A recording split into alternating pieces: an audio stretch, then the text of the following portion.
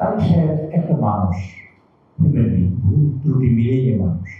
কিন্তু তারেক সাহেব যেখানে বসছে, তারেক সাহেব ভালো থাকতে পারতেন, ভালো এখন টিভি সহ থেকে শুরু করে উদয়স্ত ঘোষণা একটি মাত্র কারণে তার বাবাকে দেখেছেন, তার বাবা খাও কেটেছেন, তার বাবা কাজটা গিয়েছে, তার মাকে দেখেছেন। সেই রক্ত, সেই চিন্তা, সেই চেতনা এবং সেই রাজনৈতিক কার্যক্রম সেই সাথে নিয়ে বাকিটা ঘুরে আছে যেতে চাচ্ছে দেশকে বাঁচানোর জন্য। এই দেশ আমাদের, আমরা বিপদগ্রস্ত সবসময় থাকি। কি কারণে?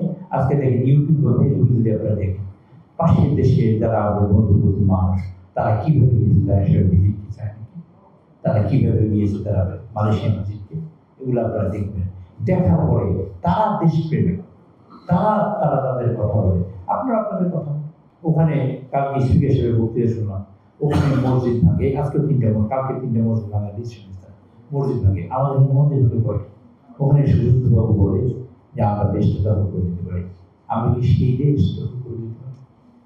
এই দেশে এত তরুণ প্রজন্ম থাকতে, যারা 24শে জুলাই করেছে, যারা জুলাই আন্দোলন করেছে, এইরকম একটা টাইরান্ট রুলারকে সরিয়ে দিয়েছে, সে তো বিশাল আশা আলো যে আমরা তারপরে একটা দেশ দখল করার চিন্তা করতে পারি।